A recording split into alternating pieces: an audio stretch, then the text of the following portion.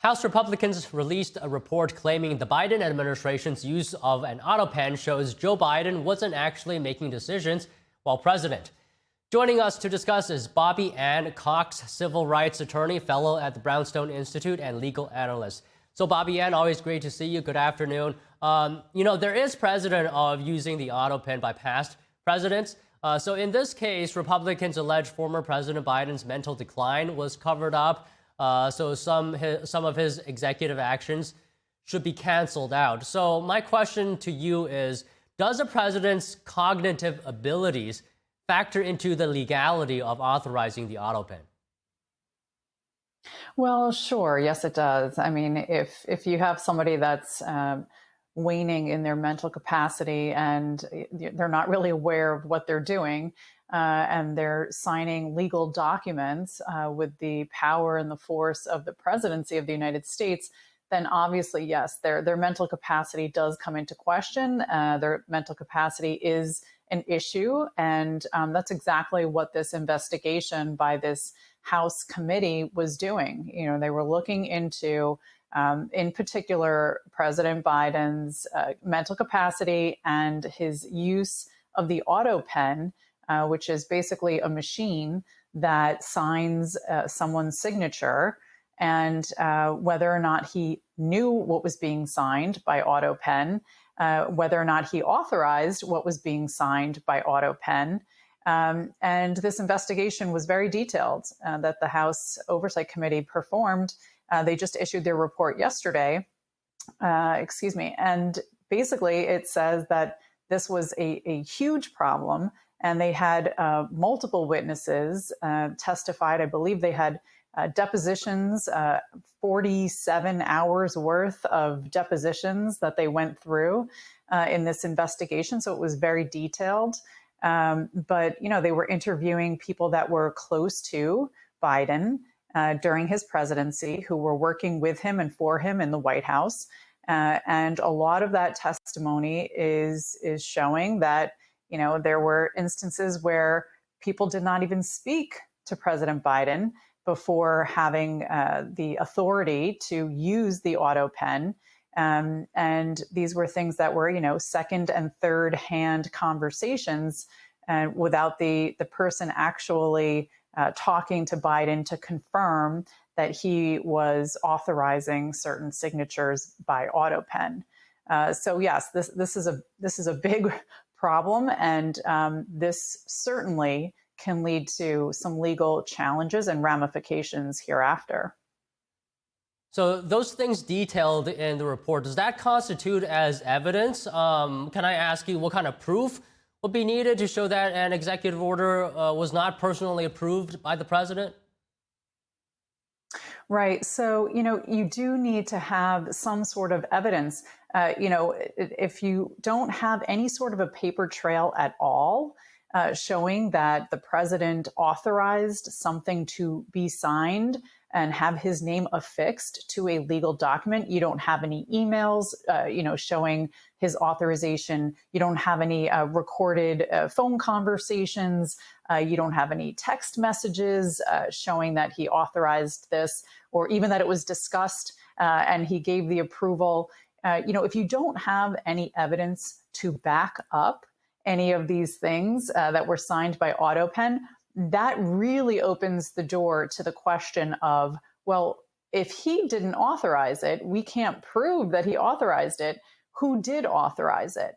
And these testimonies that were given during this oversight hearing committee investigation certainly could be used as evidence. I mean, when you give a deposition, you do have to, swear an oath that you will tell the truth and the whole truth. And so that can become evidence if this is going to turn into either an investigation by the Department of Justice or if legal action is going to be taken at some point down the road. Yes, for certain, they can use some of this testimony that was given during this investigation, because as I said, those people were testifying under oath. So use it as evidence to find out, what is the truth, what was going on, what did Biden know and not know, and see if there was something that was illegal going on, because you cannot affix the signature of the president to a legal document without having specific authorization from the president. That would be an illegal move and unconstitutional. Our Constitution is clear. Certain actions are taken by the president, not to be delegated to other people or other branches of the government. So it is a serious question, absolutely. So what would be the legal consequences if it is in fact found that these executive actions were unauthorized? Right. So, this means that if President Biden did not authorize the use of his signature by Autopen on certain documents, whatever those documents are, whatever they say, would not actually have legal value. So, for example, it has been shown that Biden used the Autopen, or someone perhaps used the Autopen to sign his name to things like pardons and things like laws, bills that then became law once he signed his name, or the Autopen signed his name.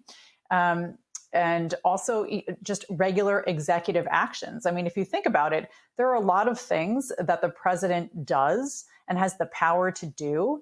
For example, appointing federal judges. Only the president can appoint federal judges, and those are lifelong appointments. And that's at all the levels of federal court, right? So you've got the trial court level, you've got the appellate court level, and then you've got the Supreme Court level. Those are positions that are appointed by Biden, in this instance, by the President of the United States.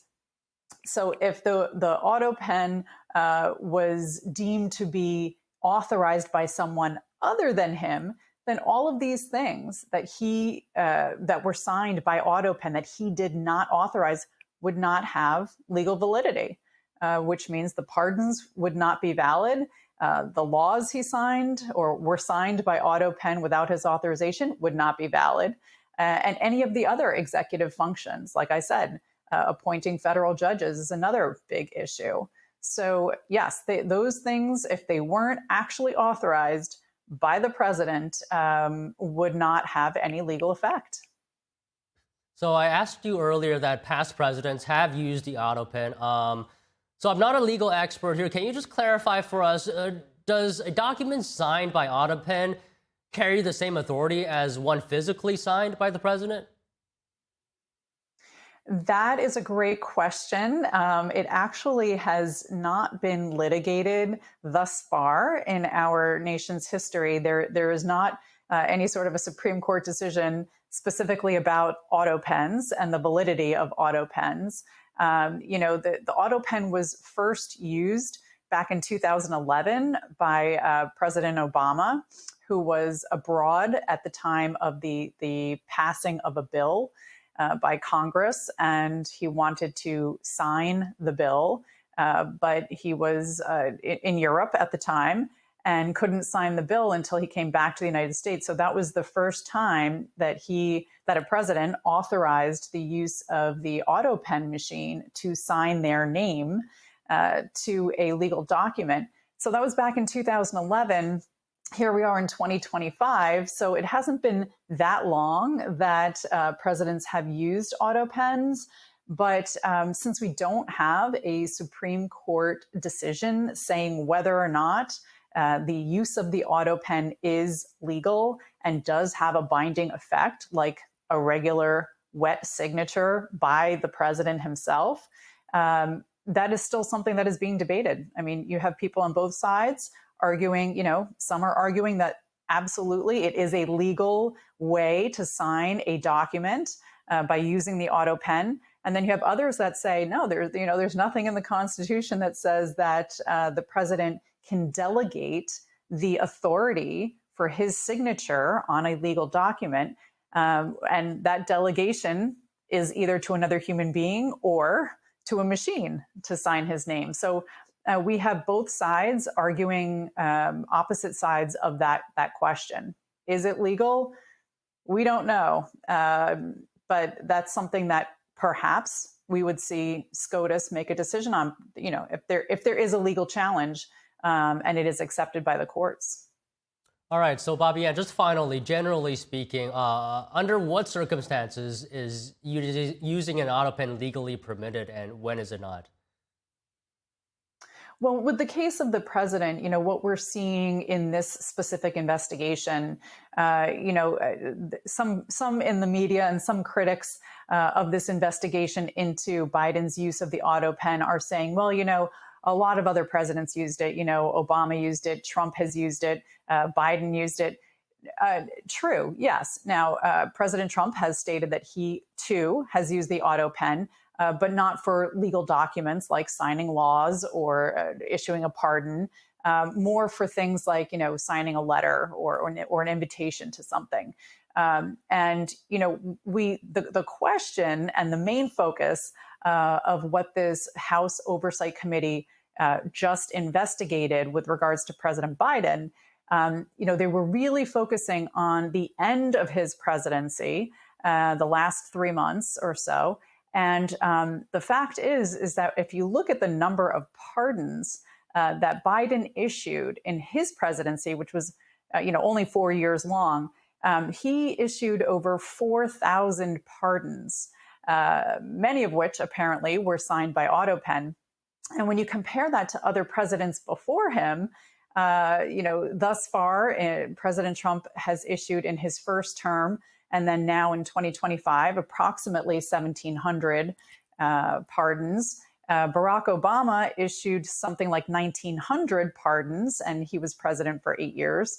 And I think George W. Bush, Bush too, I think he only issued a couple hundred pardons during his presidency. So we see with Biden issuing over 4,200 pardons in just 4 years, many of which were issued, in the last 3 months of his presidency. This is why they've been investigating this in particular with the Autopen, because the question has to be asked, how can this president have issued, 2 and 3 and sometimes 4 times as many pardons as his predecessors? So this is really what raised the red flag, I believe, and why the House Oversight Committee paid so much attention, or is paying so much attention, to the Autopen use on signing pardons. This is a really, it's a big problem because according to the testimony and the report that was issued yesterday by the House committee, there is not much, if any, at all, evidence showing that Biden authorized the use of the Autopen with a lot of these signatures. So yes, this is a serious issue, and we're going to have to see how this plays out now that the Department of Justice has said that they're going to investigate it themselves. Yeah, we'll follow this closely, but imagine signing over 4,000 documents. That's a lot of signatures. Well, Bobbie, I thank you for coming on to talk to us about this today. Yes, thank you for having me. Have a great day. You as well.